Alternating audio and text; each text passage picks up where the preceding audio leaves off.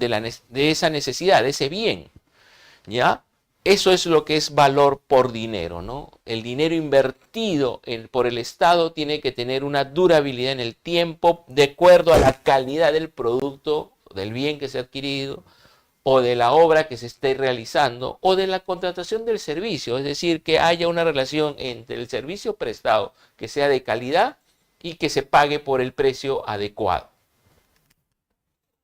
A su vez, mantenemos todavía la gestión por resultados, ¿no? Esa relación de calidad, de eficacia y eficiencia en la cual los miembros de las dependencias encargadas de contrataciones asumen su responsabilidad en el sentido de buscar una gestión por resultados, ¿no? Es también bastante flexible en ese sentido todavía la aplicación de la norma. ¿Por qué? Porque lo que se busca es satisfacer la necesidad de la población, ya sea que necesita bienes, se necesita cubrir servicios del Estado o generar obras.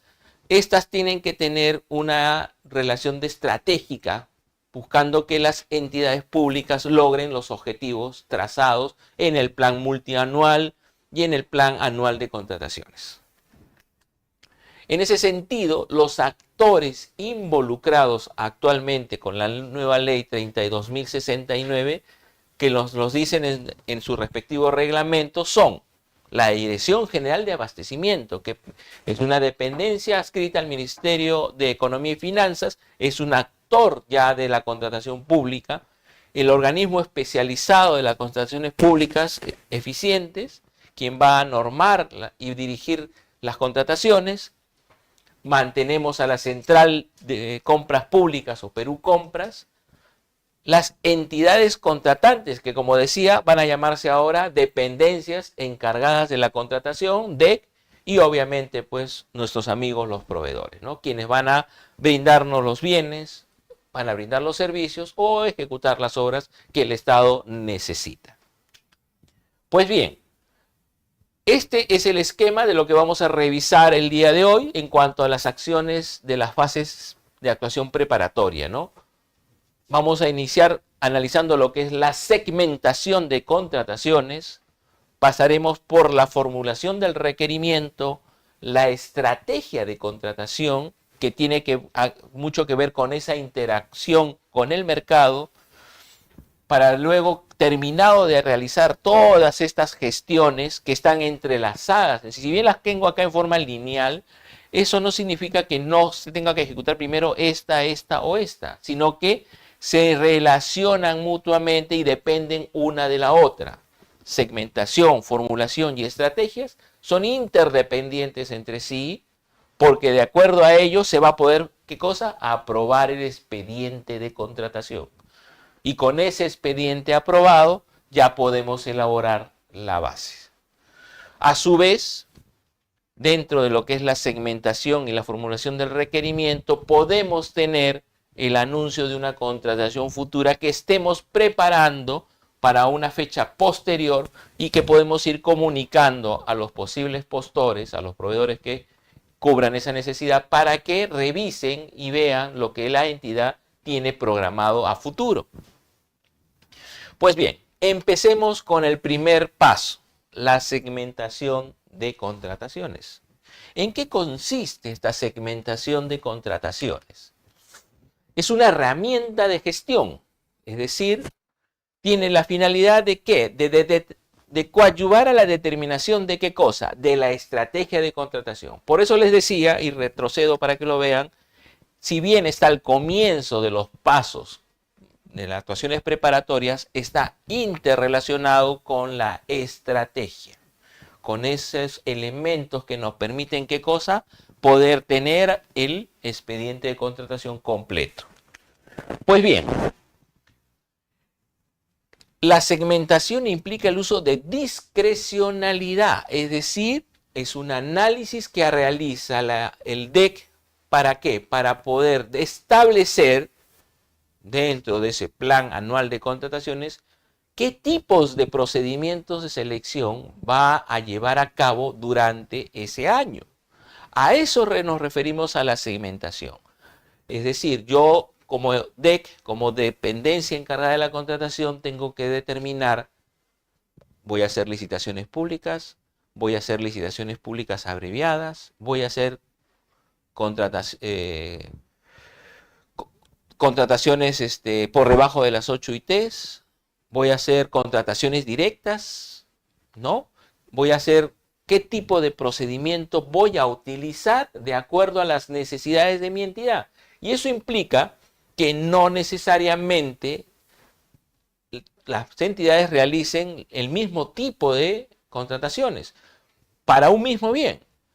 Por ejemplo, el Hospital Regional de Iquitos, el de Loreto, realiza sus adquisiciones de acuerdo a las necesidades de su población y puede tener programado adquirir pruebas para, ahorita que estamos con este problema de tosferina, necesita comprar tanto pruebas de diagnóstico, medicinas, medicamentos, como vacunas.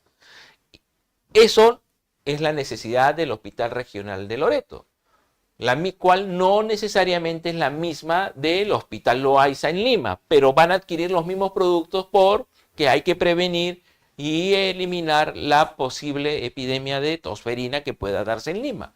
Entonces, ¿qué puede ocurrir? Que para la región Loreto, que pueda tener mayor cantidad de casos de tosferina, puede hacer que sea una licitación pública general. Y para Lima, para el Hospital Loaiza en Lima, puede hacer que sea una licitación pública abreviada, de menor monto, o puede hacer una contratación directa.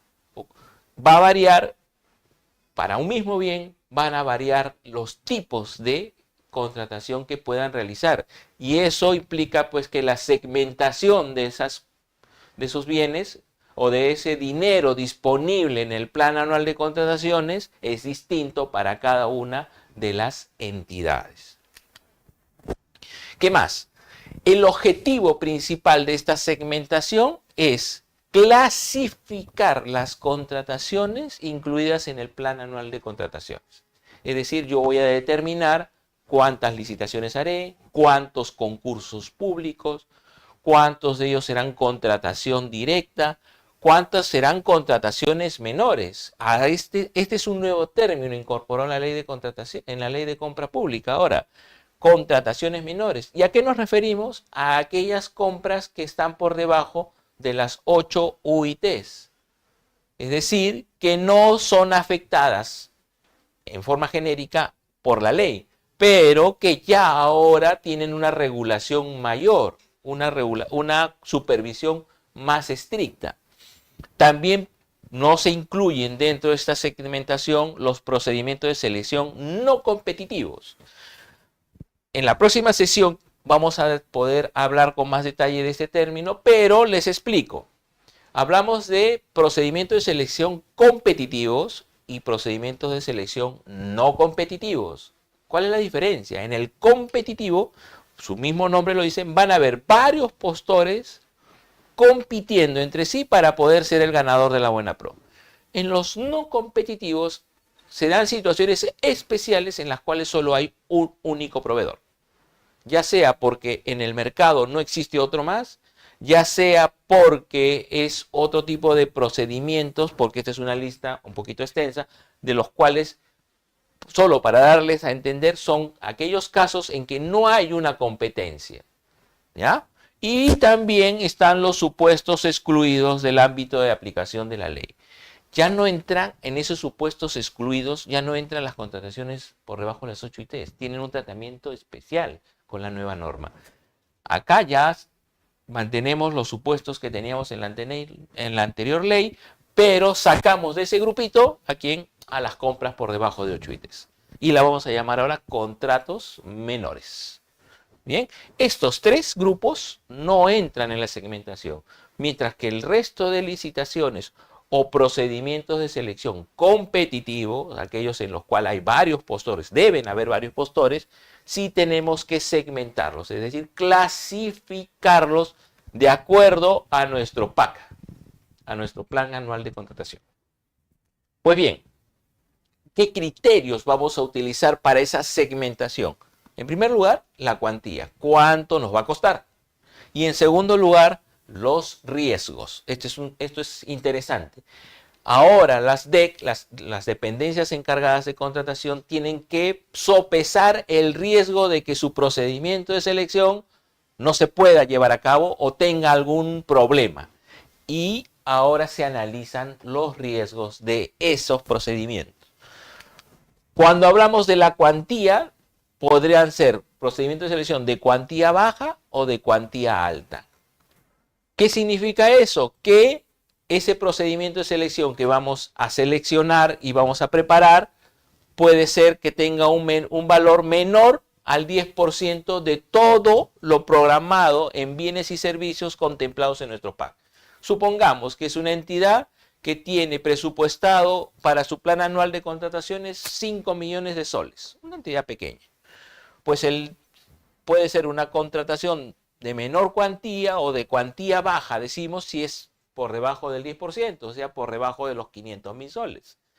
Podría ser una ejecución de obra por una pequeña obrita de 350.000 soles, ¿no? Una remodelación de aulas, una reparación de aulas, por ejemplo, o podría ser una licitación de bienes, adquisición de carpetas, y estamos por debajo de esos 10%. En cambio, cuando es cuantía alta es porque el monto que necesitamos para llevar a cabo ese procedimiento de selección es mayor al 10%. Yendo al mismo ejemplo, tengo 5 millones, es una entidad pequeñita, 5 millones, pero yo necesito 1 millón de soles para una obra. Eso es una cuantía alta, supera largamente el 10% de lo asignado, ¿no? El segundo elemento, como les decía, era el riesgo. Y aquí vamos a tener algunas consideraciones para determinar que un procedimiento de selección sea de alto riesgo, que es lo más importante. Que tengamos el temor o la preocupación de que nuestro procedimiento de selección pueda no llevarse a cabo, que se nos pueda caer, como decimos, ¿no? En ese caso tenemos que evaluar si procedimientos de selección similares realizados anteriormente quedaron desiertos, es decir, no hubo postores, o el único o los postores que estuvieron no pasaron los requisitos de calificación, y por lo tanto ese procedimiento de selección se cayó, no pudo realizarse. Eso es un elemento que nos apunta que este procedimiento de selección que estamos preparando es de alto riesgo. Un segundo elemento es que no haya lo suficiente cantidad de postores para nuestros procedimientos de selección, que sea un bien o un servicio escaso en el mercado, y que para ese caso tenemos que determinar si tenemos menos de 3 o igual a 3 postores. Ojo, solo hay 3 proveedores en el mercado que cubren esta regla, o hay menos de 3, solo 2. Eso hace que nuestro procedimiento sea de alto riesgo, ¿no? Eso en cuanto a bienes y servicios. Y en el caso de bienes, y en el caso de servicios, tenga solo 2. O sea, 2 especialistas que puedan brindarme el servicio. O solo 1. Eso hace que mi procedimiento de selección sea de alto riesgo. Otro elemento que lo limita y que nos lleva a pensar que puede ser de alto riesgo es que sea un producto escaso en el mercado, que no exista mucha disponibilidad de él.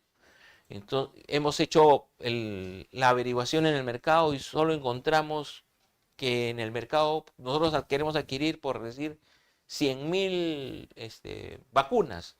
Hemos averiguado y nadie tiene en stock las 100.000 vacunas, solo tienen 50.000. Eso hace que nuestro procedimiento sea de alto riesgo. ¿Por qué? Porque quiere decir que quien postule va a solicitar que el plazo de entrega sea mayor, porque van a tener que importarlo. Entonces, eso arriesga que nuestro procedimiento de selección se alargue en el tiempo, nadie cumpla con los plazos de entrega que la entidad solicita, etcétera, etcétera. Ahora bien, si no se dan ninguna de estas 3 posibilidades, es decir, no hubo procedimientos anteriores que quedaron desiertos, hay más de 3 postores para bienes, hay más de 2 para servicios, o hemos hecho nuestra indagación de mercado y resulta que hay stock suficiente a nivel nacional, decimos que en ese caso el procedimiento de selección es de bajo riesgo. No se cumplen ninguna de estas 3 alternativas, el procedimiento es de bajo riesgo. Veamos con un ejemplo, o un par de ejemplos, mejor dicho. Ejemplo 1. En este año 2025 hay una entidad, un ministerio, que requiere la adquisición de ¿qué cosa? Piedra chancada de 3/4 de pulgada. En la evaluación del riesgo de la DEC, de la Dependencia Encargada de Contrataciones, advierte lo siguiente: que hubo un procedimiento de selección declarado desierto por falta de postores en el año 2023. Ojo, si retrocedemos y vemos, estamos en esta situación, ¿no? En el primer, considerando la posibilidad de que haya habido procesos anteriores en que la entidad tuvo que declarar desierto el procedimiento. En ese caso, hablamos de que este es un procedimiento de alto riesgo, ¿no? Es decir, hay la posibilidad que en los últimos 2 años se hayan presentado procesos desiertos para el bien que queremos adquirir y por lo tanto es riesgoso. Puede ocurrir nuevamente de que el procedimiento de selección quede desierto. Otro ejemplito sería, por una empresa del Estado requiere realizar la contratación de un servicio. ¿De qué cosa? De seguridad. Y en este caso es para una sucursal en Arequipa, ¿no? Por decir, ¿no? Se revisan los procedimientos de selección de los 2 últimos años y se advierte de que en ambos casos siempre ha habido más de 5 postores. O sea, no ha habido ninguna dificultad y se ha adjudicado adecuadamente. En ese caso decimos que es de bajo riesgo. Bajo riesgo. ¿Por qué? Porque hay postores. No se incumple ninguno de los 3 criterios mencionados anteriormente. Que haya quedado desierto un procedimiento, que no haya postores suficientes o que el producto o el servicio sea escaso en el mercado. No hay ninguno de esos 3, es bajo riesgo. ¿Entendido? Bien, cuando mencionamos estos 2 elementos, el riesgo y la cuantía, lo podemos traspasar a un cuadro de doble entrada y vamos a obtener una clasificación de 4 categorías. Vamos a tener los procedimientos de rutina, los rutinarios, que son de bajo riesgo y baja cuantía, las adquisiciones más comunes, más elementales que puede tener una entidad pública y que obviamente no deberían presentar ningún problema al momento de convocarse, ¿no? Deberían fluir normalmente y llegar al objetivo, que es la contratación del proveedor que pueda brindar el bien o el servicio o que pueda ejecutar la obra sin ningún problema. Un segundo grupo son los que son de bajo riesgo, pero que son de cuantía alta, o sea que son un poco más costosos. A ese grupo les vamos a llamar que son operacionales, ¿no? No son riesgosos porque constantemente en los últimos años se han adquirido con normalidad, pero requieren mayores recursos económicos por parte de la entidad. Un tercer grupo, ya entrando a este nivel, son los de riesgo alto, pero que tienen una cuantía baja, es decir, no son costosos. A esos vamos a llamar que son procedimientos críticos por el riesgo de que pueda ocurrir la declaratoria de desierto, la inexistencia de postores, o por, ya sea menos de 3 para bienes o menos de 2 para servicios, y que haya una limitada disposición en el mercado de ellos. Entonces ahí tenemos un riesgo, pero los montos a invertir no son altos. Por eso llamamos que esto es crítico. Y más bien en el último grupo tenemos aquellos que son de alto riesgo y de valor alto también, que son costosos. Y a ese grupo vamos a llamarlos estratégicos. Son los bienes estratégicos que adquiere el Estado para cubrir necesidades puntuales, pero que pueden o tienen el riesgo de no poderse llevar a cabo por alguno de los 3 factores antes mencionados, y que también implican un gasto oneroso para el Estado, ¿no? Estos son los 4 grupos en los que podemos segmentar nuestras contrataciones: rutinario, operacional, crítico y estratégico. Pues bien, para evaluar esta clasificación que hemos mencionado, utilizaremos el SEACE del llamado Pladicop, que es la plataforma digital de compra pública. Así se ha decidido denominar a todos los elementos que ahora tendremos en la web para poder consultar sobre los procedimientos de selección. Y ya no solo sobre procedimientos de selección. Vamos a poder consultar sobre los mismos proveedores, sobre los oficiales de compra, aquellos empleados, gestores públicos que están capacitados para realizar la compra pública. Todos ellos van a formar parte de lo que ahora se va a denominar el Pladicop. También está, por ejemplo, el portal del RRP, Perú Compras, todos ellos conforman la plataforma digital de compra pública, ¿no? También sirven para esta segmentación los expedientes de contratación físico, es decir, lo que posee la entidad y que le sirven de referencia para saber, como decíamos, qué es lo que ha ocurrido en procedimientos de selección anteriores, si estos han quedado desiertos, si no han quedado desiertos, se han podido culminar, etcétera, etcétera, ¿no? Y también entra a tallar mucho la experiencia, el expertise de los funcionarios de las dependencias encargadas de contratación. Si conocen o tienen experiencia previa en la adquisición de los bienes que necesitan, si conocen o tienen experiencia previa sobre los servicios que van a contratar o de las obras que piensan ejecutar, ¿no? Eso les va a permitir que esta segmentación se realice adecuadamente y no tengan inconvenientes después para poder llevar a cabo sus procedimientos de selección. Pues bien, eso lo mencionado hasta este momento es para bienes y servicios. Para obras se incorporan dos elementos nuevos, la contratación básica y la contratación avanzada. Es decir, cuando se hace la segmentación para la contratación de obra pública, vamos a clasificarlas en contratación básica y contratación avanzada. ¿Qué implica la contratación básica? Que es una contratación de bajo grado de innovación, no es nada nuevo y tampoco no tiene mucha complejidad.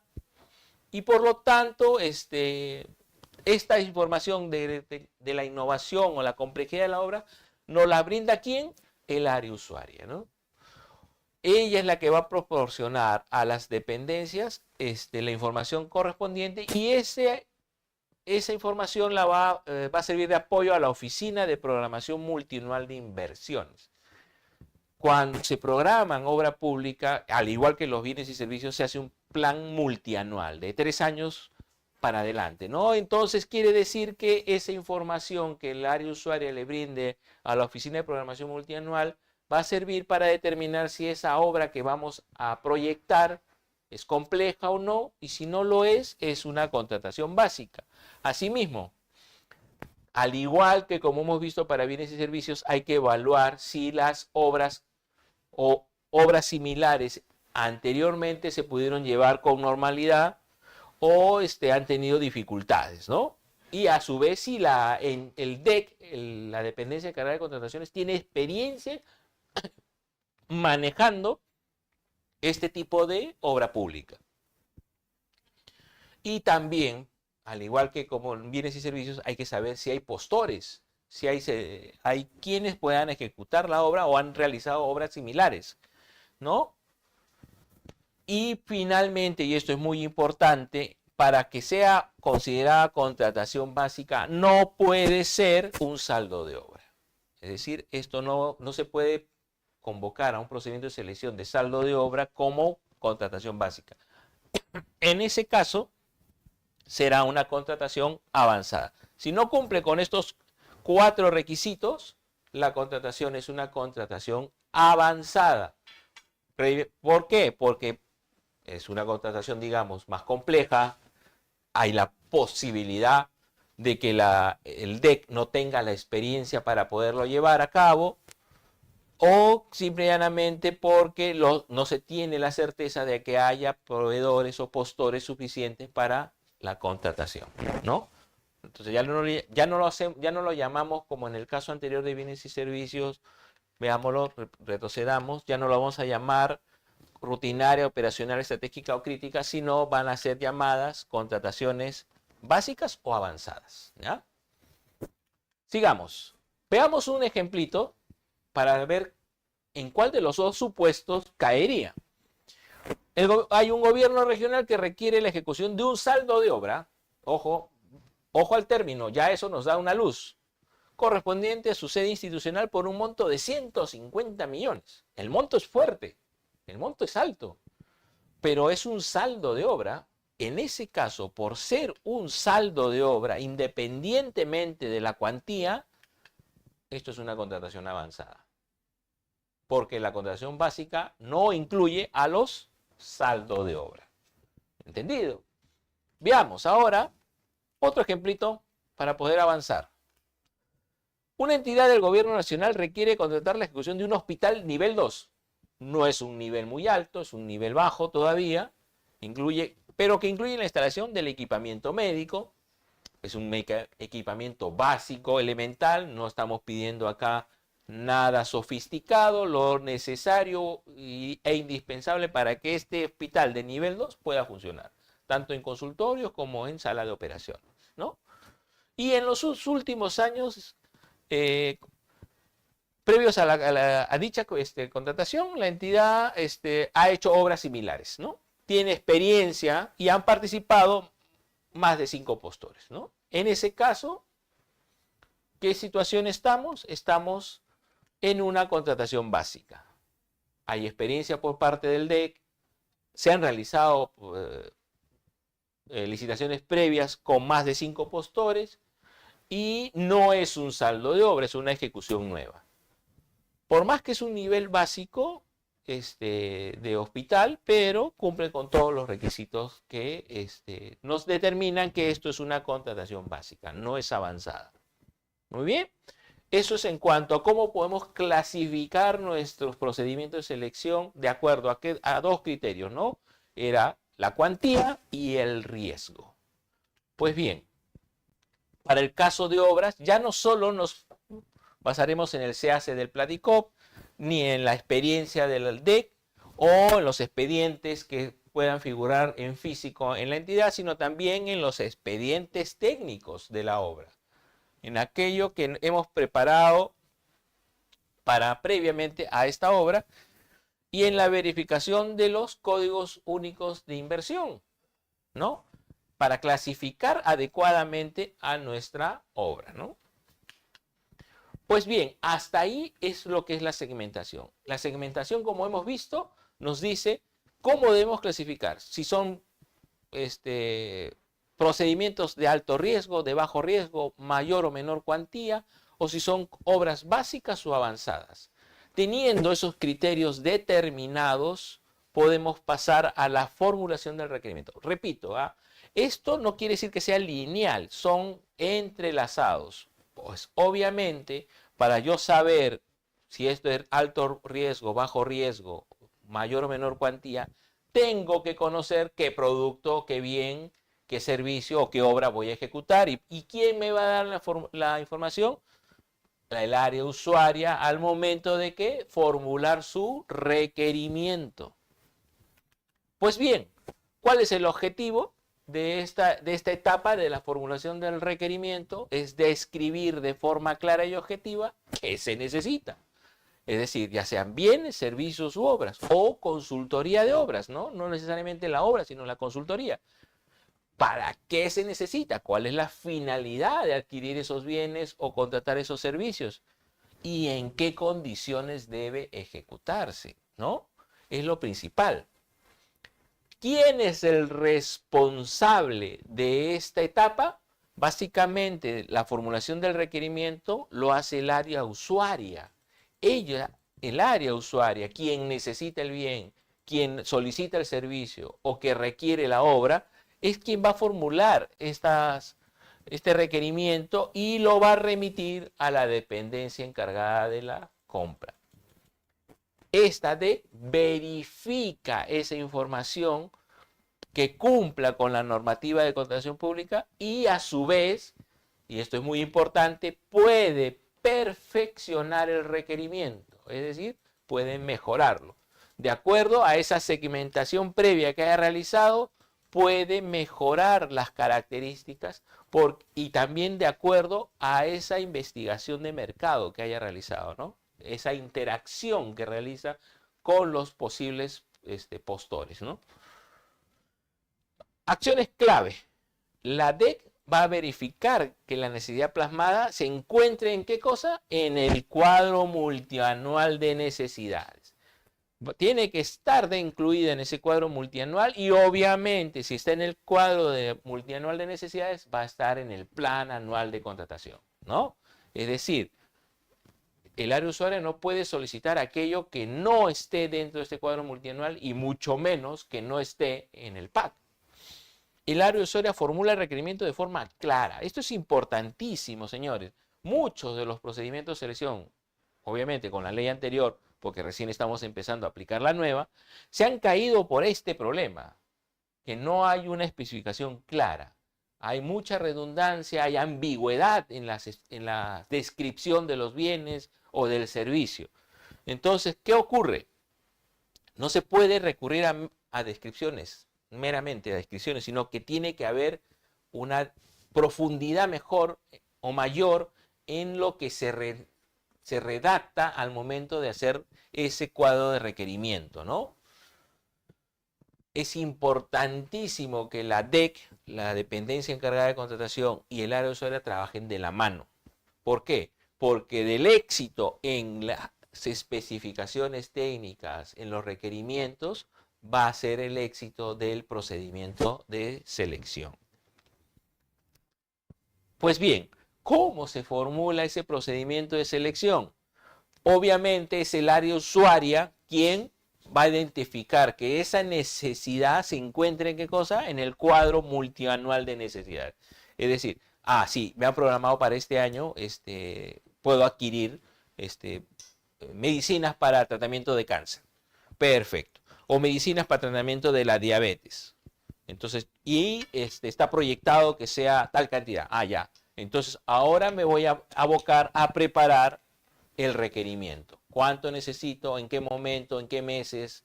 Y de acuerdo a eso, la DEC revisa que ese requerimiento cumpla con ¿qué? Con la normativa de contrataciones. Cumplida la normativa, procede al siguiente paso, pero puede ser que haya algunas cositas que la DEC haya detectado ese requerimiento y dice, un momentito, está bien lo que me estás pidiendo, pero esto puede ser mejor. ¿Por qué no hay que corregir aquí, corregir acá, para que no haya problemas al momento de lanzar el procedimiento? Esas modificaciones, esos cambios, esos ajustes que le da la DEC al requerimiento, tienen que pasar nuevamente por el área usuaria y decir, no te objeto lo que tú me has dicho, está bien. La no objeción hace que esto continúe. Si yo lo objeto como área usuaria, regresa a la DEC y la DEC lo tiene que reformular. Y así estaremos hasta que no haya objeciones a ese requerimiento. Cuando ya no hay objeciones, se procede a realizar los actos correspondientes a la estrategia de contratación, que es el siguiente paso. ¿Entendido? Área usuaria identifica que esté en el cuadro multianual de necesidades, elabora su requerimiento, se lo remite a la DEC lo ajusta a la normativa, lo perfecciona, lo regresa al área usuaria para que diga, perfecto, no te lo objeto, o si hay objeciones, retorne para que lo corrija, y ya aprobado por la área usuaria, pasamos al siguiente paso de los actos preparatorios. Consideraciones para la formulación de ese requerimiento. Ese requerimiento se formula en estricto cumplimiento del capítulo 3 de la sección específica de las bases. Eso significa que el área usuaria deberá tener a su mano el formato ya estandarizado de bases y de acuerdo a ese formato estandarizado de bases establecer el requerimiento de acuerdo a los puntos que ese formato estandarizado le establece en el capítulo 3. ¿No? ¿De qué cosa? De la sección específica, ¿no? ¿Qué más? La elaboración del requerimiento no es estático. ¿Por qué?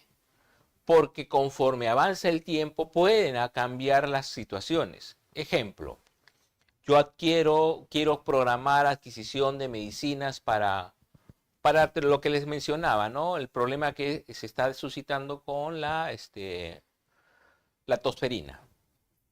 Y resulta que he proyectado como área usuaria que en los meses de julio, agosto y septiembre va a haber un incremento considerable de casos de tosferina por las condiciones climáticas propias de nuestra ciudad, ¿no?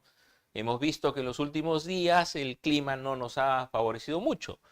Entonces yo proyecto adquirir un número determinado de vacunas, por decir, porque tengo que cubrir a la población infantil que no está vacunada.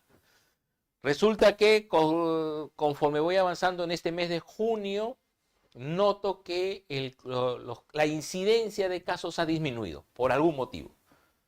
Ah, caramba, ya no tengo tantos casos de tosferina. ¿Qué ha pasado? A lo mejor ha habido un retroceso en la infección, algo por el estilo. La gente se está cuidando mejor, tenemos la experiencia previa de la pandemia, entonces los padres de familia protegen mejor a sus hijos, le ponen mascarillas, evitan que si están resfriados enviarlos al colegio y esas cosas. Entonces, ¿qué ha ocurrido? Que los casos han disminuido. ¿Y qué significa eso? Que ya no requiero tantas vacunas. Entonces tengo que reajustar mi requerimiento. Por eso decimos que no es un proceso estático, sino que es flexible. Y además puede irse perfeccionando durante la estrategia de contratación. En este paso, en la formulación, no queda el perfeccionamiento del requerimiento. Continúa todavía en los siguientes pasos. Es decir, voy ajustándolo hasta el final, hasta cuando ya lo tenga para aprobar, hasta ese momento puedo ajustar mi requerimiento. ¿Ya? La modificación del requerimiento no implica, ojo, no implica que deba repetirse todo lo realizado. No, no, no. Ese ajuste solo va a afectar a esa parte de mi requerimiento. No afecta todo lo anterior. No afecta a la segmentación, no afecta a la interacción tampoco.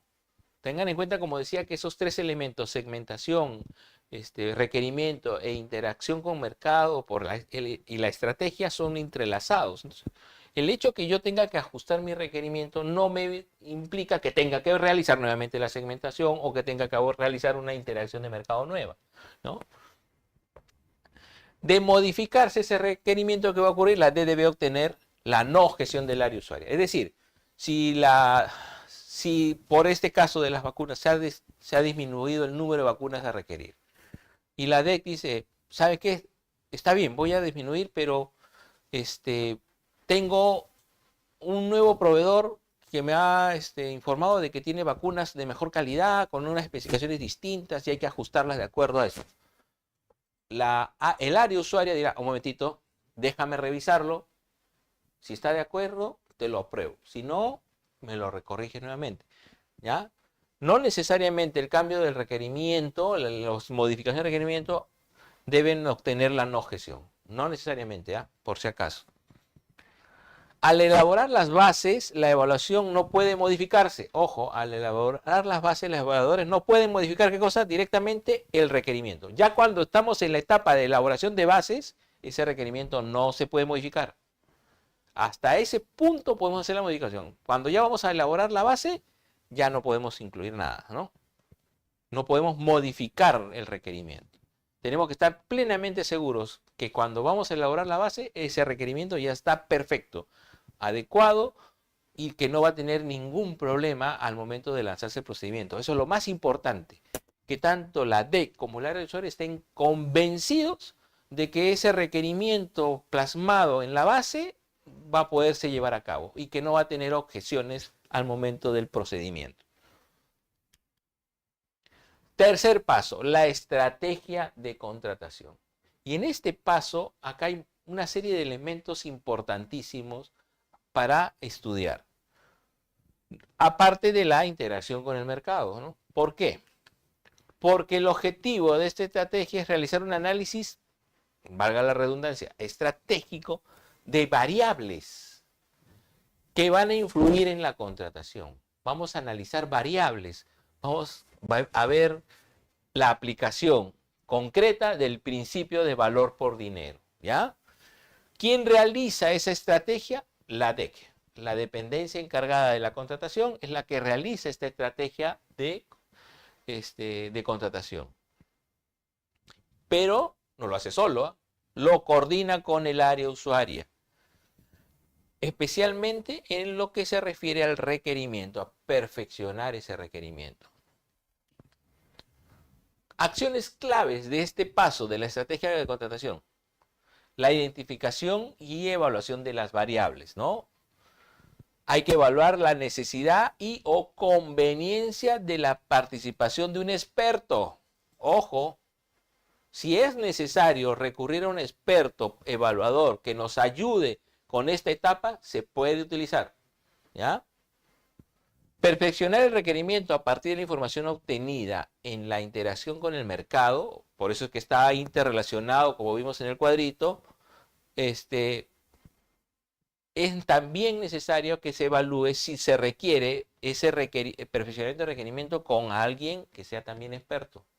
No solo en la identificación de las variables, sino también en el perfeccionamiento, ¿ya? También es necesario que este perfeccionamiento de requerimiento no tenga objeciones, ¿ya?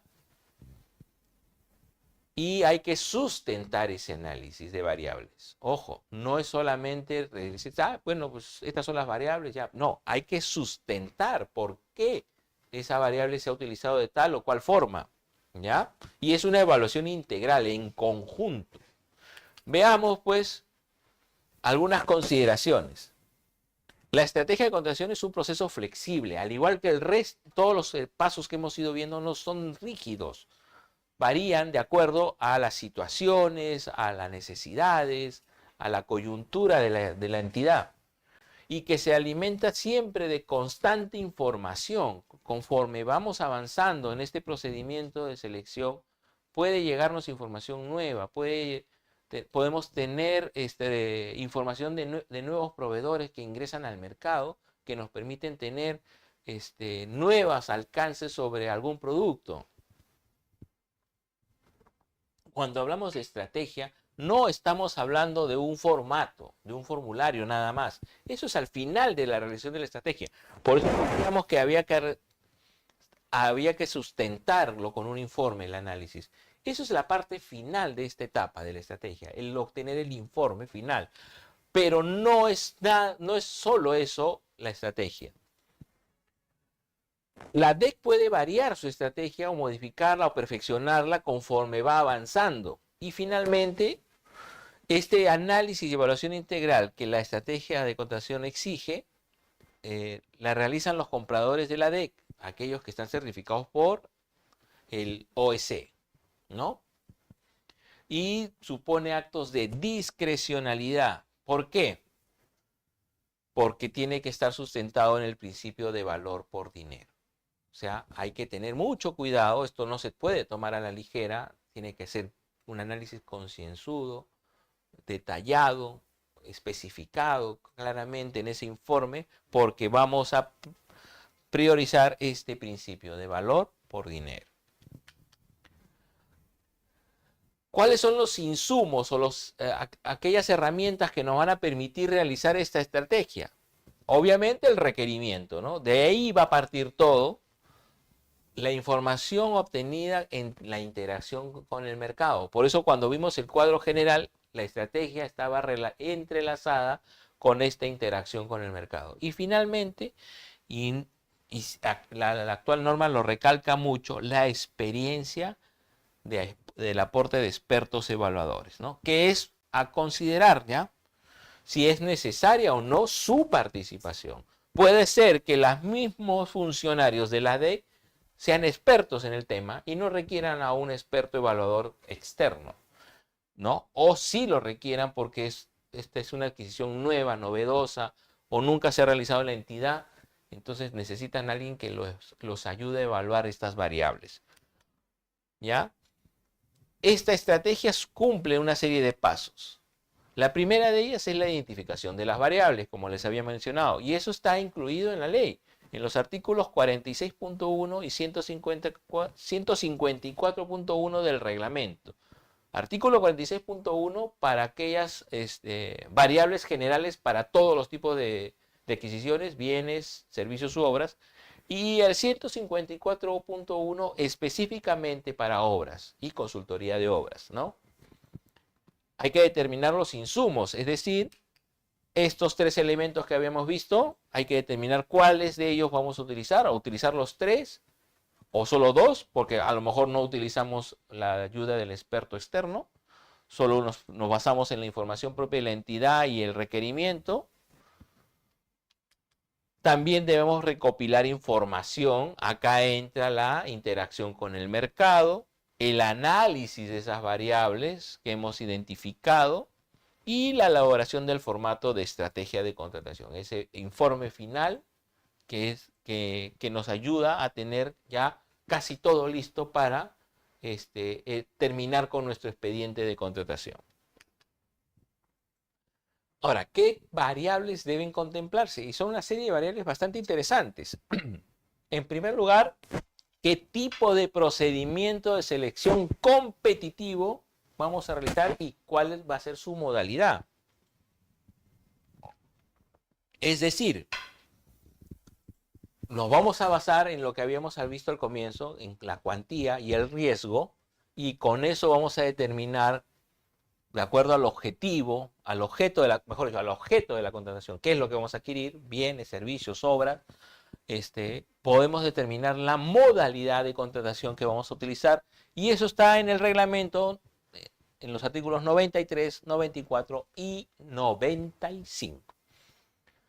Si en este caso hemos determinado que no va a ser un procedimiento de selección competitivo, sino un no competitivo, ojo, porque hay una situación especial en la cual solo hay un único proveedor en el país que nos puede brindar el bien o el servicio, tenemos que sustentar por qué vamos a utilizar un procedimiento de selección no competitivo.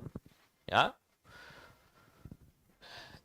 Puede resultar que tengamos que declarar la viabilidad para la contratación vinculada a un proyecto de inversión, un IOR, ¿no? En ese caso hay que sustentar por qué vamos a ir por un proyecto de inversión de este tipo. O si no, también puede darse, esa es otra variable, que no sea ni competitivo ni no competitivo, sino que sea una contratación pública eficiente. Y esta es una novedad en cuanto a la terminología, pero son procedimientos de selección que ya existían en la anterior ley. Ejemplo, compras menores. Y como decía al comienzo de la sesión, compra menor son aquellas compras por debajo de las 8 UITs. La actual ley la ha incluido dentro de este grupo de contratación pública eficiente, ¿no? Que es lo más común, ¿no? Actualmente, muchas entidades, para evitarse el engorroso paso de hacer una licitación pública, un concurso público, busca cubrir sus necesidades con compras por debajo de las 8 UITs, ¿no? Compras menores, que ahora va a estar mucho más regulado, ¿eh? Ojo, ya no está dentro de los supuestos excluidos de la ley, sino que tienen un tratamiento especial. Compras por encargo, ¿no? Son aquellas adquisiciones en las cuales le encargamos tal vez a una entidad internacional de que nos lleve a cabo la contratación. Compra centralizada, es decir, tenemos una entidad que centraliza las compras. Un ejemplo de una entidad centralizada es Cenares, el Centro Nacional de Abastecimiento de Recursos Estratégicos en Salud. Esas son las iniciales de Cenares. Es el ente encargado del MINSA de adquirir una serie de productos, bienes, para todos los estamentos de salud pública, ¿no? Desde las postas más pequeñitas hasta los hospitales. Entonces, él adquiere, ¿para qué? Para distribuir esa compra a nivel nacional. Eso es una compra centralizada. Compra corporativa. Dos o más entidades públicas distintas se juntan para adquirir un mismo bien. Por ejemplo, hablando de salud, podemos juntar al MINSA con Sanidad de las Fuerzas Armadas y Policiales y deciden adquirir un mismo bien para todos. Son dos entidades que dependen de diferentes ministerios, ¿no? Sanidad de las Fuerzas Armadas y Policiales, Ministerio de Defensa, Ministerio del Interior, hablando de la policía, y los hospitales en general del Ministerio de Salud. Entonces ahí tenemos una compra corporativa. Y una novedad es la compra pública de innovación. Esto es nuevo en la ley, ¿no? Aquellas adquisiciones de cosas que antes no se han adquirido y que son novedosas para el Estado. Es una innovación. Y ya también bastante conocido, el acuerdo marco, ¿no? Todos ellos forman lo que se llaman las contrataciones públicas eficientes. Yo debo establecer, de acuerdo a mi estrategia, si me voy a ir por una selección competitiva, una no competitiva, es un proyecto de inversión especial o es una contratación pública eficiente. Esa es parte de las variables que yo tengo que manejar. ¿Qué más? El tipo de evaluador. ¿Quién va a llevar a cabo el procedimiento de selección y va a evaluar las propuestas? Va a ser un oficial de compra, es decir, un especialista de la misma DEC que está capacitado para llevar a cabo la contratación pública. Voy a formar un comité de selección, el llamado antes comité de selección, conformado por 3 integrantes, de los cuales al menos uno de ellos es comprador público, es decir, que es un oficial de compra. O voy a formar, y esto es nuevo, un jurado. En el jurado voy a tener 3 a 5 expertos en el objeto de la contratación. Acá yo tengo que tener a alguien que sea un jurado de compra, o sea, un comprador público de la DEC, y tengo que tener un experto o profesional capacitado en lo que se va a adquirir. Tiene que tener conocimiento técnico, ¿no? O experiencia. Y esa experiencia en la contratación no puede ser menor de 8 años. Ojo, ¿ya? En cuanto a experiencia general, o sea que tiene 8 años en compra pública en general, de bienes, servicios, lo que sea, y tiene al menos 5 en la especialidad. Si yo voy a adquirir mobiliario de oficina, tiene que haber participado en estos últimos 5 años en adquisiciones de ese tipo. Si quiero adquirir vacunas o medicinas, tiene que ser un especialista en ese rubro. Si quiero adquirir equipos de cómputo o software especializados, también tendría que tener esa especialidad, ¿no? En el caso del jurado, son 5 expertos que tienen conocimiento en el tema. Ojo en este caso, estos jurados solo evalúan las propuestas y no intervienen en ninguna otra etapa de la contratación. Mientras que en el comité, ellos sí intervienen incluso en la formulación de la base. Acá no. Acá este jurado se va a limitar a evaluar las propuestas, nada más. El resto de pasos siempre lo va a hacer la DEC, la dependencia encargada de la contratación. Son novedades que tiene la 32.069, son incorporaciones interesantes a la ley que hacen que los procesos ahora tengan una diversidad de factores. ¿Qué más? Tiene que evaluarse en esta etapa de estrategia qué requisitos de calificación y precalificación, dependiendo del proceso, pueden utilizarse o no. Si vamos a tener un procedimiento con precalificación, ¿cuáles van a ser esos requisitos? Si va a ser un requisito sin precalificación, ¿qué requisitos de calificación voy a incorporar, ¿no? Y en este caso, voy a determinar cuáles son de carácter obligatorio o cuáles son facultativos, ¿no? Todo eso se tiene que evaluar. También tiene que verse la propuesta de qué cosa, de los llamados factores de evaluación, ¿no? Aquellos que van a requerir puntaje, ¿no? Los requisitos de calificación y precalificación es si se admite o no, mientras que los factores de evaluación son los que van a tener puntaje, ¿no? ¿Qué más? Las modalidades de pago. Esto también es muy importante. En esta etapa se evalúa qué modalidades de pago voy a requerir de acuerdo a la adquisición que voy a realizar. Y hay una clasificación separada, en primer lugar, para bienes y servicios y después para obras. Para bienes y servicios vamos a tener la ya conocida suma alzada, que es un pago fijo por toda la contratación en general. Los precios unitarios, que van en función a las cantidades efectivamente realizadas. Puede haber un esquema mixto, en que tenga una parte a suma alzada y otra parte a precios unitarios. Las tarifas, ¿no? Que es aquel pago en tiempo estimado y referencial de lo que se ejecuta, ¿no? Por ejemplo, ¿no? Yo puedo tener tarifas para lo que es un determinado servicio y ese servicio me van a pagar por las horas efectivas brindadas de servicio, ¿no? Por ejemplo, servicios de limpieza, ¿no? De una entidad pública, ¿no? Contratamos a una empresa que se dedica al servicio de limpieza y se va a pagar por tarifas de acuerdo a las horas en que efectivamente realizaron las limpiezas, ¿no?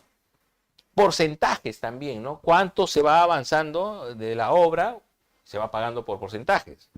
Los honorarios y la comisión de éxito, ¿no? Esto tiene, por ejemplo, en el caso de nosotros los abogados, es muy conocido, ¿no? Nosotros cobramos por honorarios y también podemos cobrar un bono por comisión de éxito. También en el Estado se puede aplicar. Y el pago por consumo, ¿no? Aquello que se basa en las horas de servicio consumidas, ¿no? No nada extraño, como por ejemplo son los consumos de luz, agua y por ejemplo, ¿no? Servicios consumidos efectivamente, ¿no? Mientras que para las modalidades de obras y consultoría de obras, solo tenemos 4. Suma alzada, precios unitarios, esquema mixto, que ya lo hemos mencionado, y por costo reembolsable, ¿no?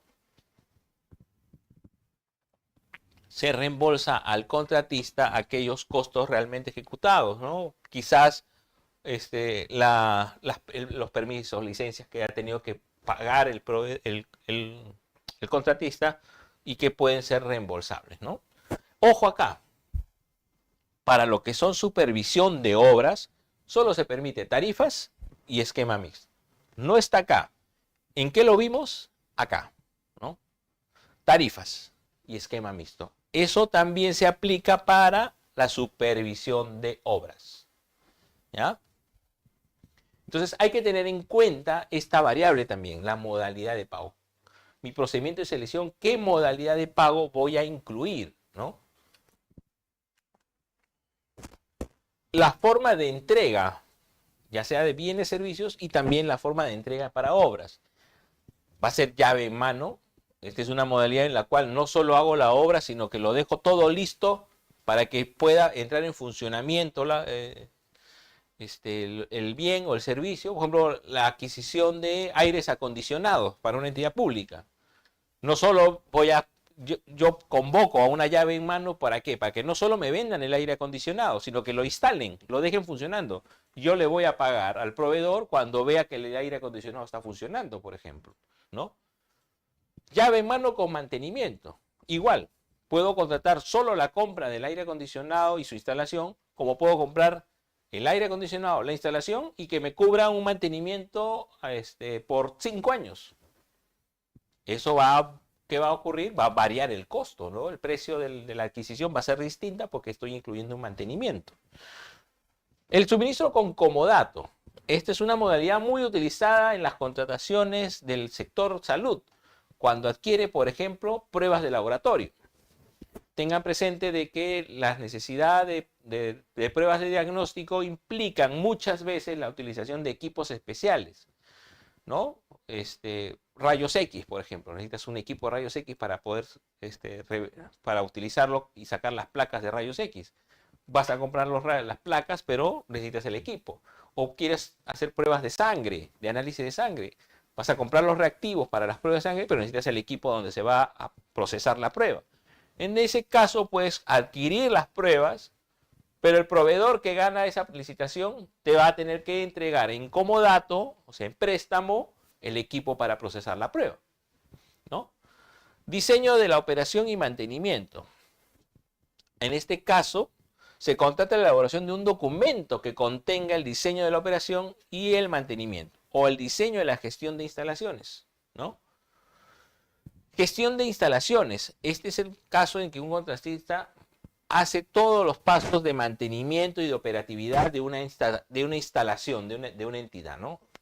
Esa es otra variable que también tiene que contemplarse en la forma del sistema de entrega, ¿no? No solo hace la obra, no solo entrega el bien, sino que gestiona su mantenimiento y su instalación, ¿no? Ojo en este caso, para bienes y servicios no es obligatorio, pero sí considero que debería ser necesario que figure en la base, en la futura base, la modalidad de sistema de entrega. No es obligatorio.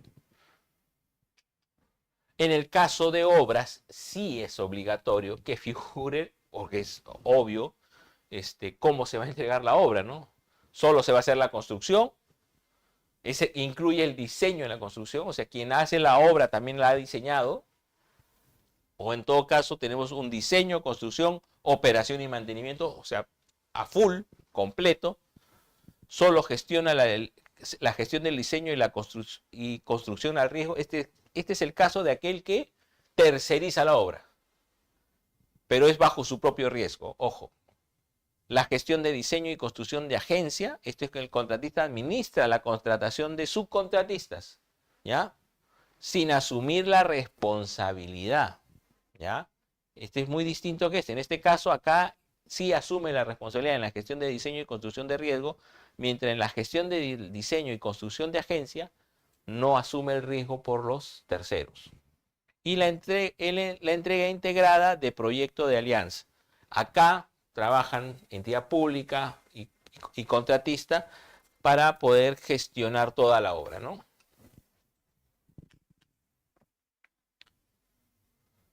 Para consultoría de obras hay solo dos formas para el sistema de entrega. Solo formulación o solo diseño. Ese es un caso. Y la otra es que sea formulación y diseño. O sea, formulas el proyecto y haces el diseño del expediente técnico o solo haces uno de los dos, ¿no?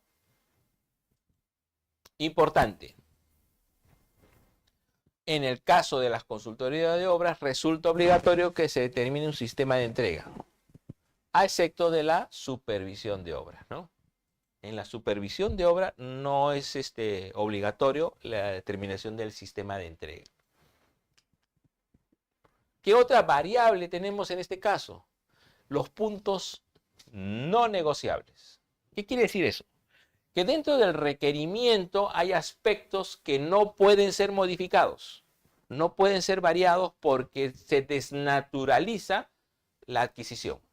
Por ejemplo, quiero contratar un servicio de vigilancia para una entidad pública y yo requiero obligatoriamente que como mínimo haya 10 vigilantes, porque la entidad tiene tantas puertas, tantas oficinas, y en esas puertas y oficinas hay acceso de público. Y por lo tanto es obligatorio que haya ese número de vigilantes, 10 como mínimo. Entonces no es negociable que el proveedor me diga, no, solo te puedo dar 5 o mejor solo te puedo dar 6. No, eso no es negociable. Son aspectos que no se pueden negociar porque se desnaturaliza el objeto de la adquisición, ¿no? Hay que ver la fuente de financiamiento. Y esto es muy importante también. Ya sabemos o ya tenemos entendido de que cuando se convoca a un procedimiento de selección, ese procedimiento de selección ya tiene un presupuesto, tiene un dinero asignado. Por lo tanto, hay que ver cómo va a ser financiado en esta estrategia esa adquisición. Si son con recursos propiamente asignados, si es parte de una donación del extranjero, si es asignación propia del MEF, etcétera, ¿no? Entonces, esas condiciones son una variable que tenemos que tener presente en esta estrategia. Las garantías. Este es otro elemento que va a ir incorporada a nuestras bases. ¿Y qué tipo de garantías vamos a solicitar para al proveedor cuando quiera o tenga la buena pro, ¿no? La garantía de fiel cumplimiento, garantía de fiel cumplimiento por prestaciones accesorias o por adelantos directos. Y ojo, la actual norma, la 32.069, ha incorporado garantías que antes no existían. Ahora podemos utilizar un fideicomiso, la carta fianza que siempre existió, la retención de pago. Ojo, la retención de pago era una situación específica para pequeñas empresas o para montos por debajo de los 200.000, pero ahora se está generalizando. ¿Ya? La contratación de una póliza de seguro, igual para las prestaciones accesorias, fianza, retención de pago también, y el seguro. Aquí sí ya no entra el fideicomiso. Y por adelantos directos, fideicomiso, fianza y contratación de seguro. No hay retención de pago, ¿no? Hay que determinar cuál de ellas vamos a utilizar dependiendo del tipo de procedimiento de selección y del plazo y las necesidades del mismo, ¿no? Veámoslo en un cuadro más detallado. No, perdón. Adelantos. Ojo. También acá hay cambios, porque los adelantos estaban muy bien clasificados para lo que era obras. Ahora los vamos a tener también en bienes y servicios, en consultorías de obras también. Vamos a tener, ¿qué tipo de adelanto? Adelanto directo, para bienes y servicios y para consultoría. Y en obras tenemos adelanto directo, adelanto por materiales, insumos, equipamiento y adelanto por avance. ¿Ya? ¿Cuándo corresponde el adelanto? En el caso de bienes, para los de alta complejidad y bajo llave en mano, nada más. No son para todos los procedimientos de bienes. Esto es una incorporación nueva y solo va a ser para aquellos de alta complejidad. Y obviamente los de alta complejidad son de alto riesgo y alto costo, ¿no? Los servicios para la gestión de instalaciones, servicios de mantenimiento vial, servicio asiste y otros servicios que lo justifiquen por condiciones de mercado. ¿Ya? Acá es un poquito más detallado, pero son específicos para estos tipos. En el caso de obras, los adelantos son para todo tipo de obras y todo tipo de consultoría de obras, ¿no? ¿Qué más tenemos en los adelantos? ¿Qué mecanismos tiene ese adelanto? ¿Con qué se va a poder el Estado proteger? Obviamente, te brindan un adelanto, tú en el caso de bienes y servicios tendrás que otorgar una carta fianza, un contrato de seguro o un fideicomiso. En el caso de obras, igual, carta fianza, contrato y fideicomiso, pero para consultoría solamente es carta fianza y contrato de seguro. ¿Ya? El monto máximo que te pueden otorgar por adelanto, 30% para bienes y servicios. Para obras, si es solo construcción, adelanto directo hasta el 10%. Materiales, 20%. Por avance de la obra, 20%. 10%, perdón. Diseño y construcción, ¿no? 30% por el diseño y la ejecución, igual que solo la construcción. O sea, estas tres condiciones. Adelanto por directo, materiales o por avance. Y en consultoría de obras, al igual que en bienes y servicios, hasta el 30% del contrato original. ¿Ya? Una salvedad. Para servicios, el fideicomiso solo procede en algunos casos, no en todos. Y eso está estipulado en el artículo 137.3 del reglamento. Los invito a que revisen su reglamento y puedan ver en qué casos hay fideicomiso para servicios. No es para todos. Bien, ¿qué otra variable? Este punto de la estrategia es bastante extenso porque hay una serie de variables que tiene que evaluar la entidad pública. Va a tener que analizar el consumo histórico del bien, ¿no? Es decir, anteriormente hemos adquirido esto, sí. ¿En qué cantidad? ¿Ha ido incrementando, se ha ido disminuyendo? Eso es una variable. No se adquiere hace 5 años no adquirimos esto. ¿Y por qué ahora lo vamos a adquirir? ¿Cuál es la necesidad? ¿No? ¿Qué ha ocurrido para que nuevamente volvamos a adquirir algo que ya no adquiríamos? ¿No? Verificación del tipo de interacción con el mercado. Acá, y acá esto es importante, vamos a tener que determinar si necesitamos una interacción básica o avanzada. Es decir, si solamente necesitamos un estudio de mercado simple y llano como hacíamos anteriormente, o vamos a tener que utilizar las nuevas herramientas de interacción de mercado. Y eso va a depender de la complejidad del objeto de la contratación, va a depender del riesgo, ¿no? De tratar de disminuir los riesgos y obviamente de la capacidad técnica de esa DEC, de la dependencia encargada de contratación. Es decir, tenemos que ver si vamos a necesitar una interacción básica, simple, llana, como hemos hecho hasta con la ley anterior, es decir, consultando a los proveedores a través de un estudio de mercado, o vamos a tener que utilizar nuevas herramientas como es la interacción con múltiples proveedores o con proveedores de forma individual. Y eso lo vamos a ver ahorita.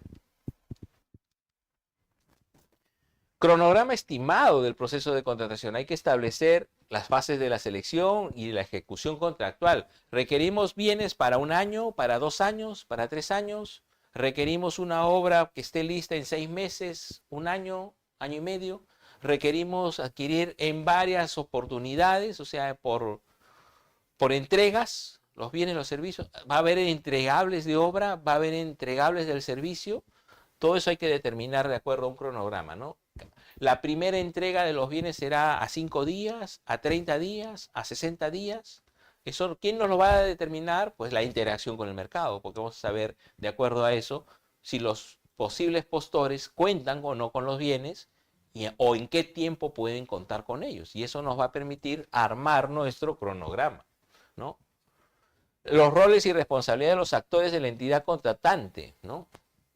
La evaluación de la posibilidad de agrupar prestaciones, es decir, que no solo adquiramos una cosita, sino que podamos agruparlas, formar paquetes de entregas o tendrán que ir de forma individual, ¿no? Hay que verificar, y ojo con esto, si está estandarizado o no el bien adquirido. Porque la estandarización implica aplicar ya una especificación técnica preestablecida.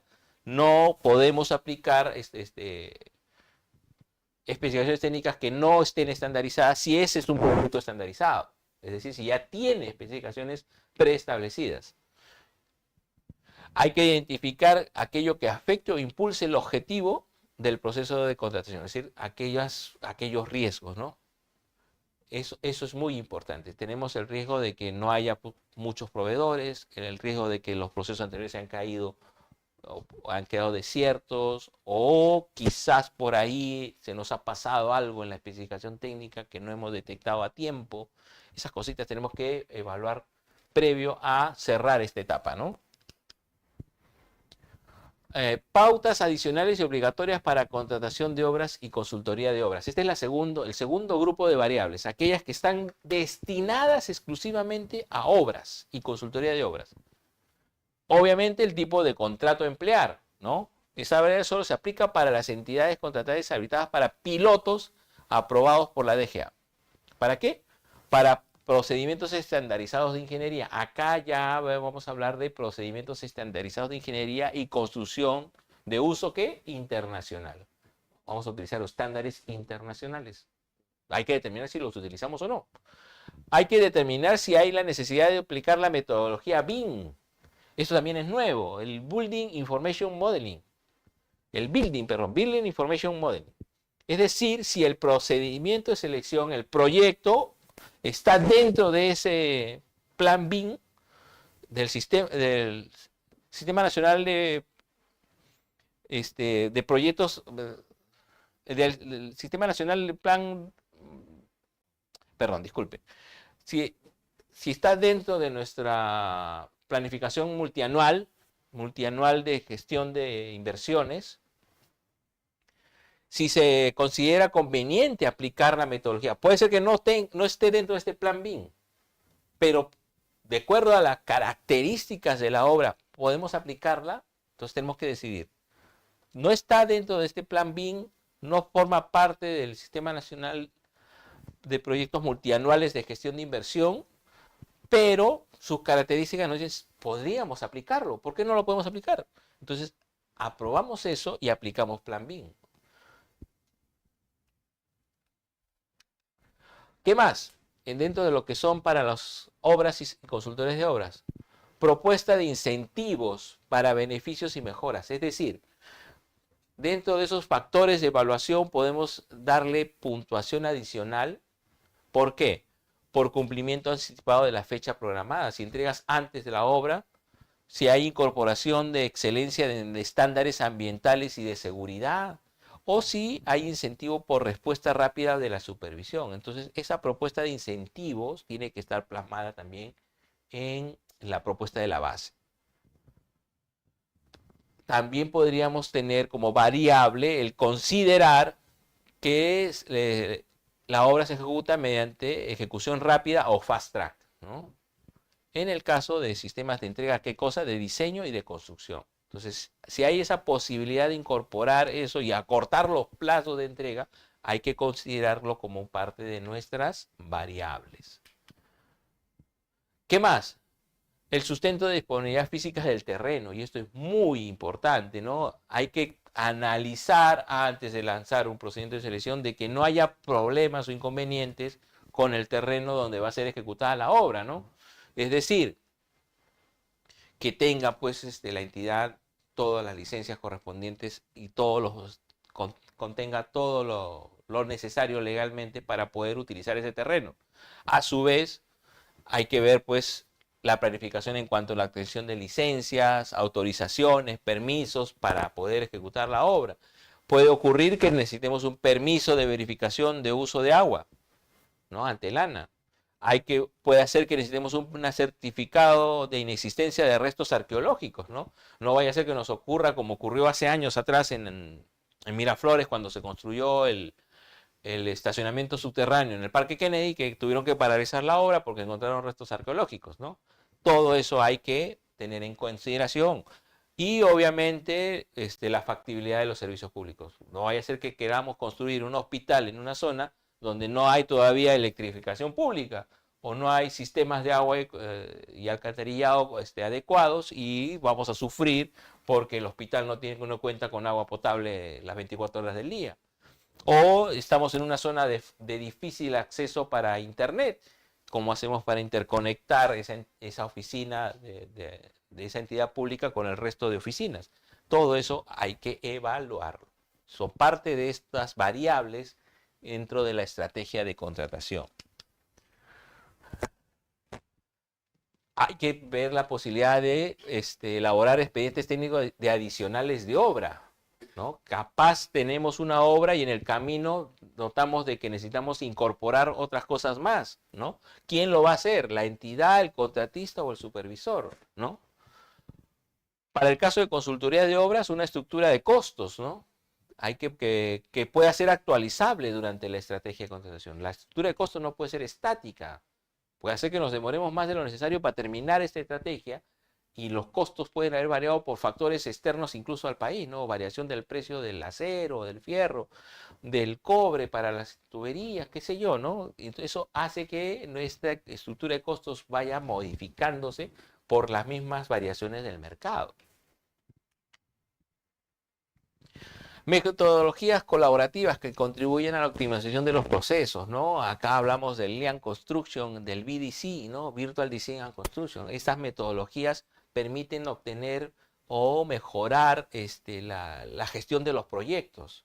En ese caso hay que contemplar si la entidad cuenta con el expertise en estas metodologías. Acá el tema fundamental es si la entidad puede o no aplicar estas metodologías, porque si no cuenta con personal capacitado, es mejor que ni las aplique, ¿no? Hay que tener mucho cuidado acá.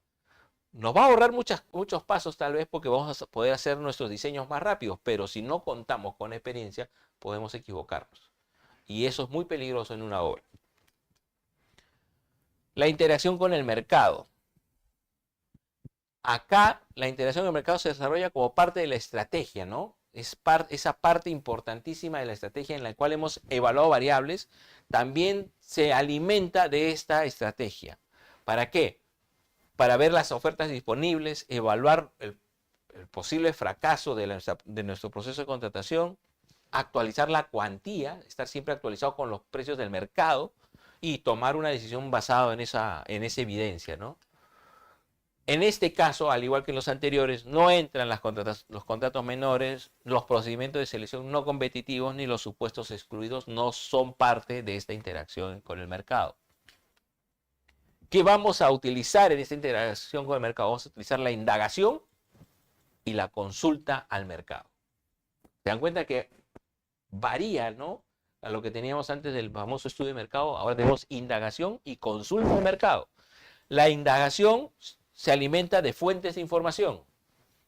La consulta al mercado tiene herramientas, ¿no? Reuniones presenciales, virtuales, coordinaciones, intercambio de información, entre otros. Mientras que acá vamos a utilizar las fuentes disponibles, ya sean las virtuales, como es la información del SEACE o de la propia entidad en forma física o de otras entidades, ¿no? Son fuentes de información y acá son herramientas.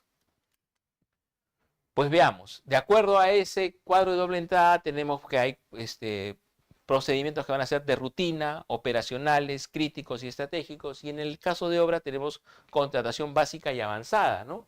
De acuerdo a esta clasificación, a esta segmentación que hemos realizado, vamos a tener indagaciones básicas o avanzadas de mercado, o consulta al mercado de forma básica o avanzada, ¿no?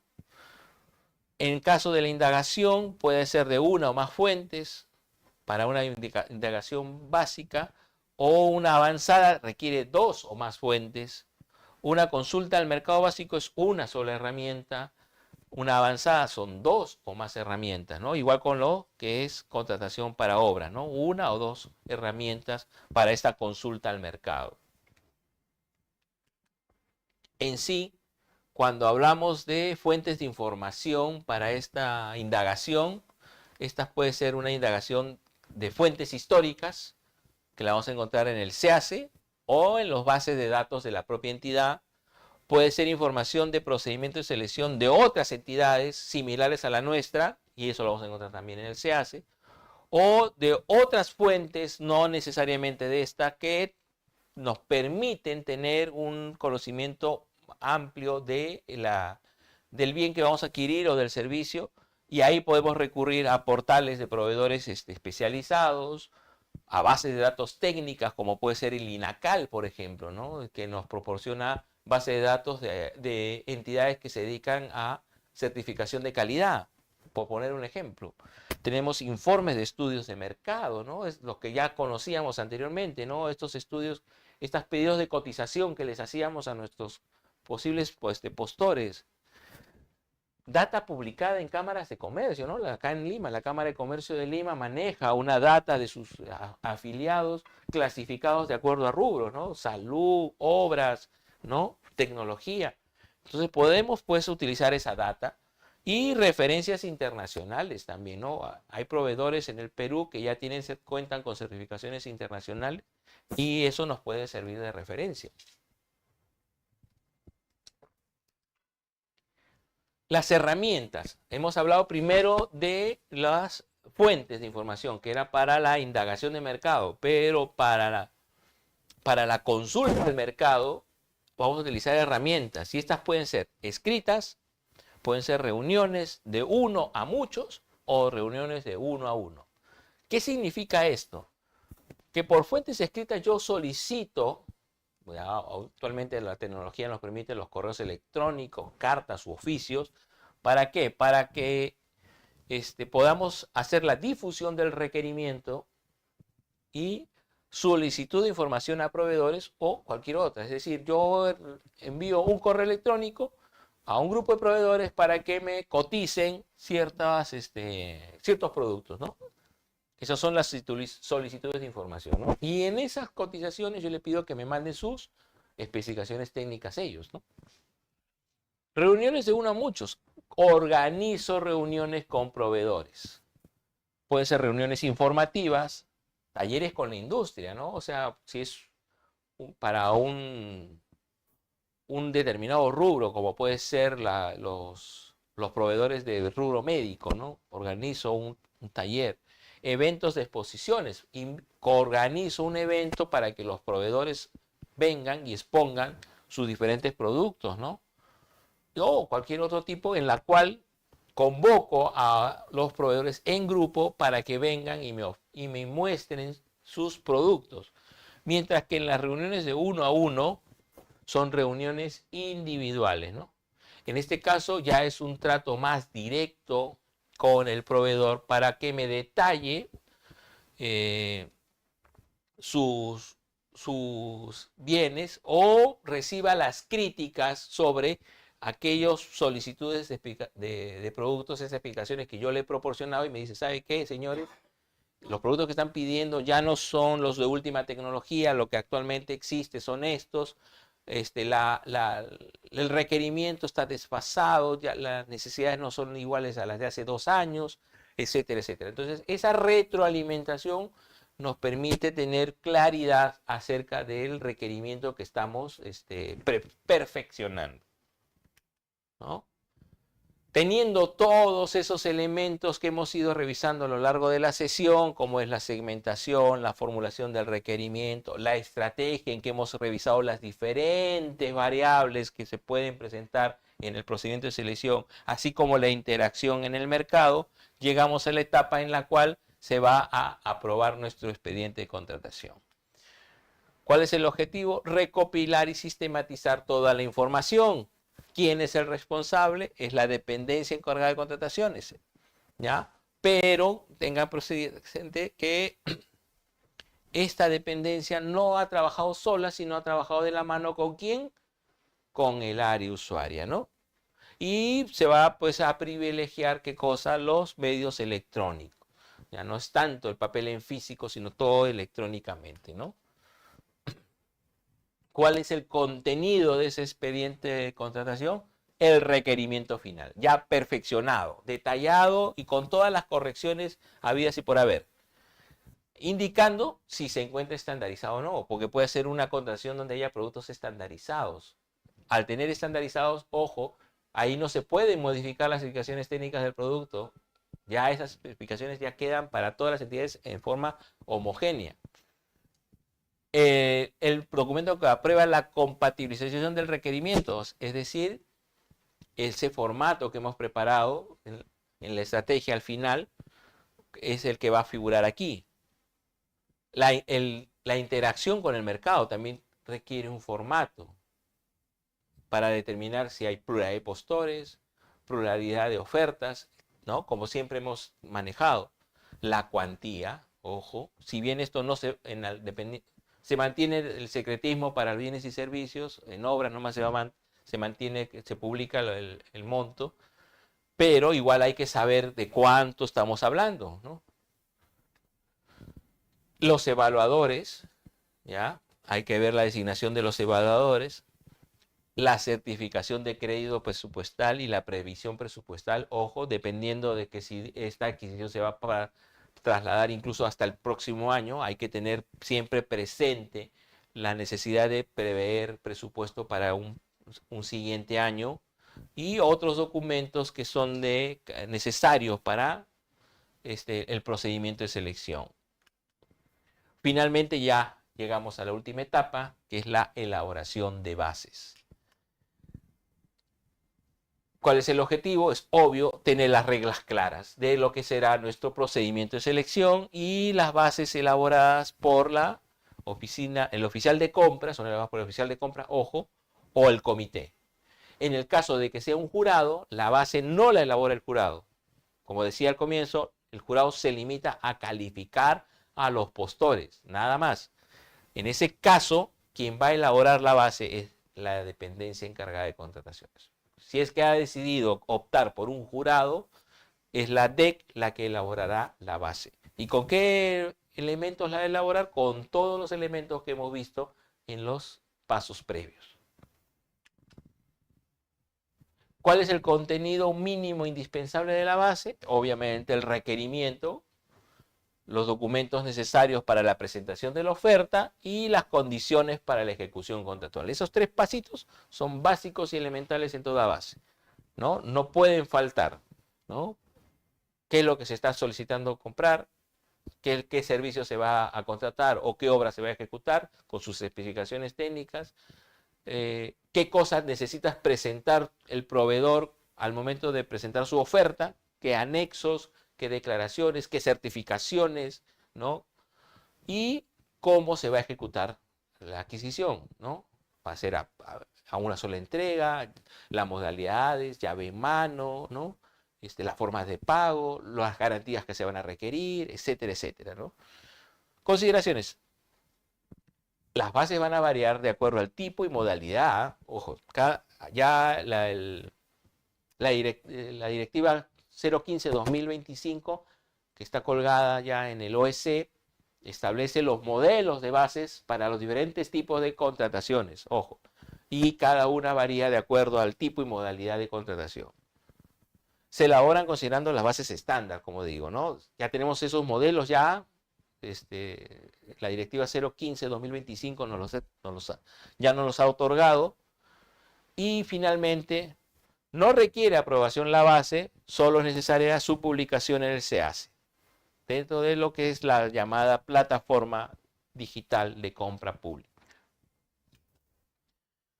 Un último pasito para terminar la sesión de hoy es el anuncio de contratación futura, que esto también es novedoso.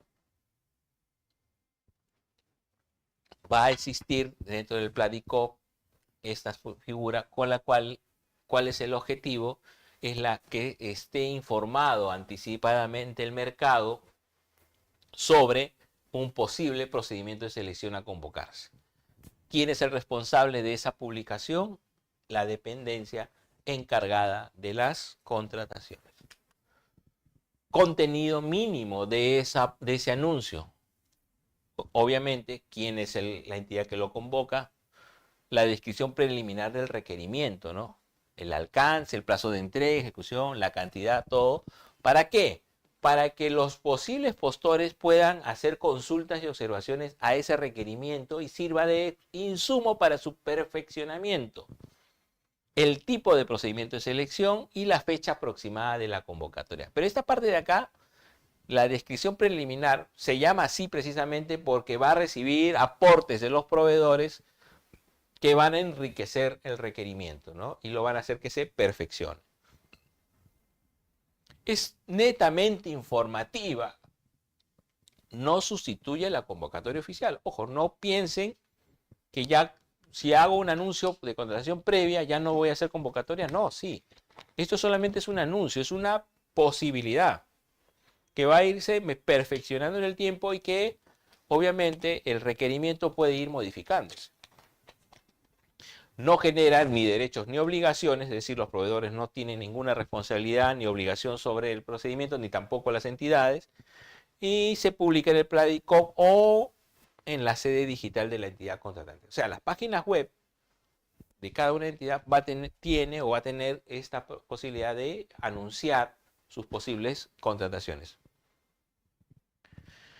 Y se puede publicar este anuncio previo desde la segmentación, por eso es que lo colocábamos, permítanme, aquí, porque desde esta fecha, desde que empezamos la segmentación, puedo publicar hasta 40 días calendario previos a la convocatoria, ¿no?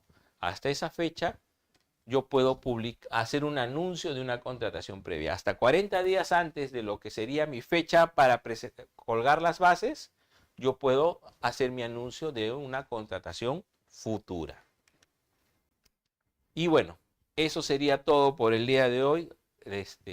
Espero que se haya cubierto la gran parte de las etapas de estos elementos previos de contratación.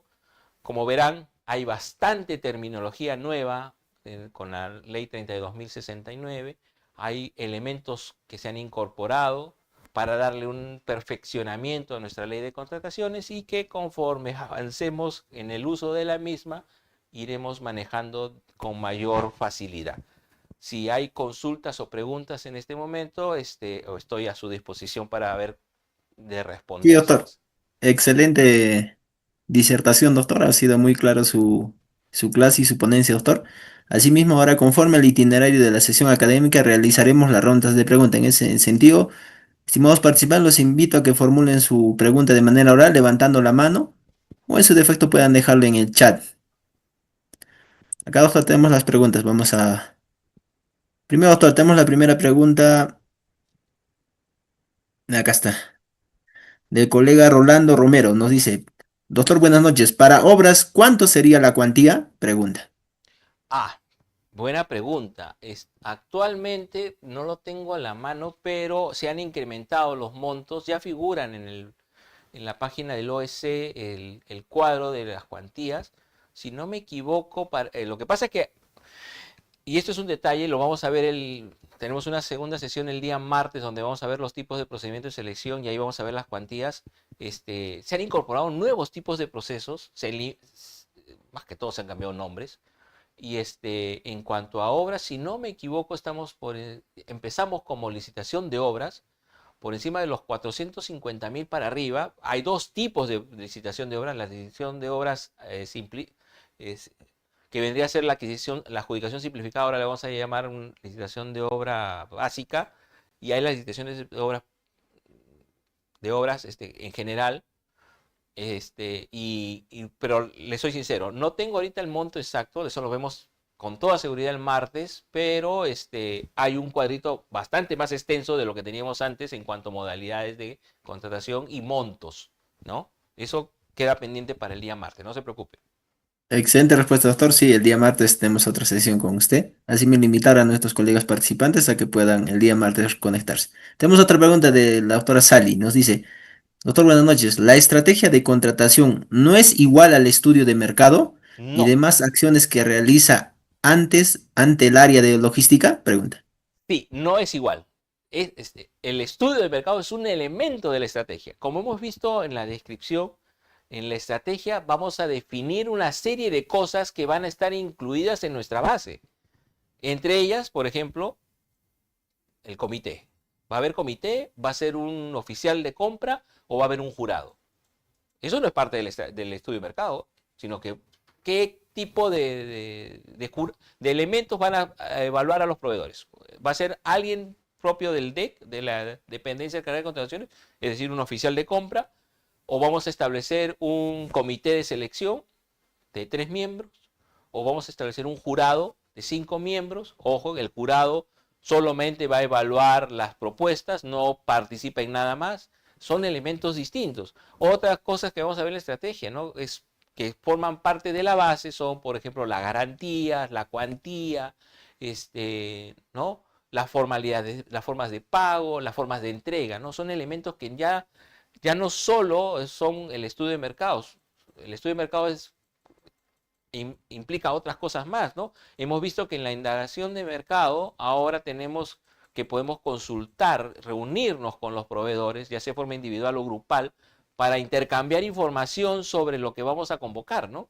Entonces, no es solo la indagación de mercado o el estudio de mercado, la estrategia, implica, digámoslo en concreto, elaborar prácticamente todo el procedimiento de selección en cuanto a su contenido de base, ¿no?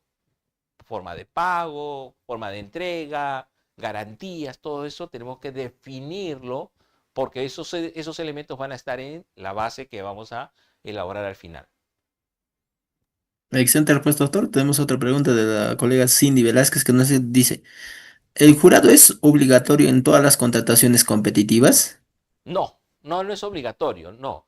Va a depender, y también lo vamos a ver el martes, depende uno de la cuantía y otro también de la complejidad de la contratación, ¿no? No necesariamente. Tenemos tres opciones y eso van a depender en cuanto a la cuantía y en cuanto a la complejidad de la obra. Excelente respuesta, doctor. Tenemos otra respuesta de Rita Tania. ¿La contratación futura no debe estar en el CNM? Y asimismo hace la pregunta, ¿las opiniones del OCE ya no tendrían validez? Indica. A ver, son dos preguntas. Eh, las, estas, estas contrataciones a futuro sí tienen que estar en nuestro cuadro multianual de necesidades. De hecho que sí. ¿Qué es esa contratación a futuro? Es solamente informarle a los posibles postores que en determinado momento del año vamos a convocar a un procedimiento de selección. Obviamente, si yo estoy planeando un procedimiento de selección, supongamos de aquí a octubre, que quiero adquirir, no sé, pongamos un ejemplo, no, por decir, ¿no? Quiero adquirir, pizarras, digitales para los, colegios emblemáticos, ¿no? Entonces, yo estoy haciendo mi segmentación al comienzo de año, estoy determinando qué tipo de procedimiento de selección, si esto es una de alto riesgo, bajo riesgo. En ese momento, como decía, ¿no? Lo que pasa es que como lo hemos visto en forma lineal, nos pareciera que son momentos separados, pero la segmentación, la formulación del requerimiento y la estrategia son momentos, son etapas que se combinan entre sí. Entonces yo tengo ya, por decir, el requerimiento del área usuaria y estoy haciendo la segmentación, es decir, determinando qué tipo de procedimiento, si es alto riesgo, bajo riesgo, etcétera. Y en ese instante, ¿sabe qué? Como voy a hacer una indagación de mercado, voy a avisarle a los proveedores que de aquí a octubre, muy posiblemente, estoy lanzando un procedimiento de selección sobre adquisición de pizarras digitales. Entonces, ¿para qué? Para ir avanzando con esa indagación de mercado, ¿no? Ganar tiempo. En realidad, el objetivo de esta contratación a futuro es poder tener la información más rápida, con tal que llegado el momento no me retraso en las convocatorias, porque a veces ha ocurrido y ocurre generalmente que las convocatorias se retrasan porque no está el estudio de mercado, porque no está actualizado, porque ha habido cambios en las especificaciones, porque el comité ha tenido que reformularse, etcétera. Entonces, ahorremos tiempo avanzando en informarle a los proveedores que se va a lanzar este procedimiento, con tal que ellos me van a poder dar opiniones. Señor entidad, esas pizarras que están pidiendo, las estándar son de este tipo, no las que ustedes están pidiendo. Que ustedes quieren una especial, que requieren, no está claro el pedido sobre qué tipo de software se requiere o quién debe brindar el software. O sea, todas esas consultas, observaciones que pueden hacer los proveedores nos alimentan para que cuando ya tengamos que lanzar el procedimiento, ya tengamos algo mucho más perfeccionado, ¿no? Esa es la idea. Sí, doctor, la última pregunta es, ¿las opiniones del OCE ya no tendrían validez? En realidad sí van a tener validez todavía en la medida de que, si bien hemos cambiado nuestra norma de contrataciones, se mantienen muchas cosas de la anterior norma. No, los principios, todos los anteriores se han mantenido, se han incorporado nuevos. La estructura de cómo se va a manejar los procedimientos de selección también no es que hayan variado mucho. Más que todo hay cambios en terminologías, pero estas opiniones del OCE, estos pronunciamientos, todavía van a mantenerse y obviamente conforme avancemos con la nueva norma, saldrán nuevos pronunciamientos, nuevas opiniones que ya tendrán que irse aplicando, ¿no?